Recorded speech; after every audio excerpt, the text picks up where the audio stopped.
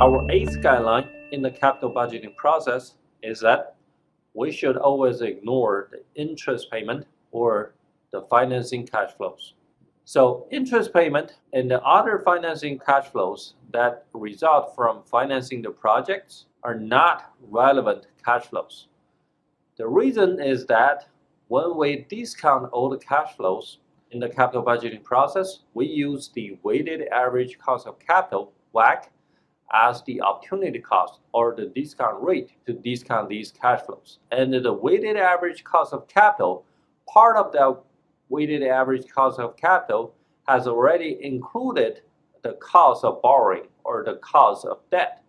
So therefore, the weighted average cost of capital has already accounted for the borrowing cost or the financing cash flows. So if we subtract the interest payment from the cash flows, then we'll be double counting that cash flow. So therefore, we should always ignore interest payment or the financing cash flows in the capital budgeting process. Now, our ninth guideline in the capital budgeting process is that not all overhead costs are incremental cash flows. So for example, utility bills can be the same with or without the project. So if the company paid a fixed rate for its utility, doesn't matter how much utility it uses, then the utility bills is the same with or without the project. So therefore, not all the overhead costs are truly incremental cash flows.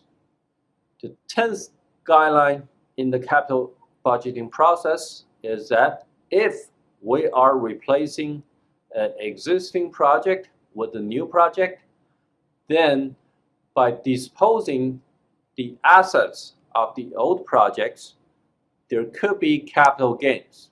And whenever we have capital gains or capital loss, there will be tax consequences. So if we have capital gains, we need to pay capital gain tax. So that capital gains is not a separate cash flow. It's part of the proceeds from selling the assets. However, the capital gain tax is a separate cash outflow that we should never ignore.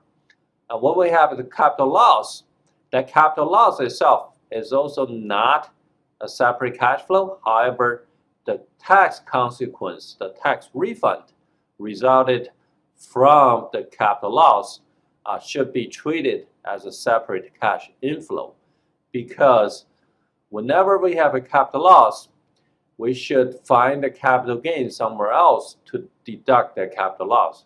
So the tax refund should always be a separate cash flow.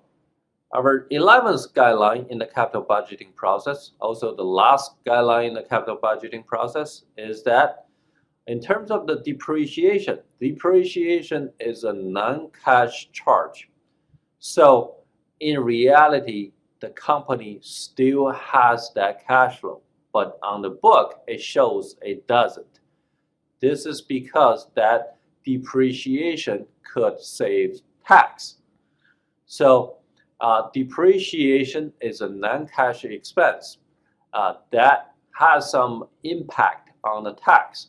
However, when we calculate the incremental cash flow for the project, remember, always add back the depreciation after you calculate the tax.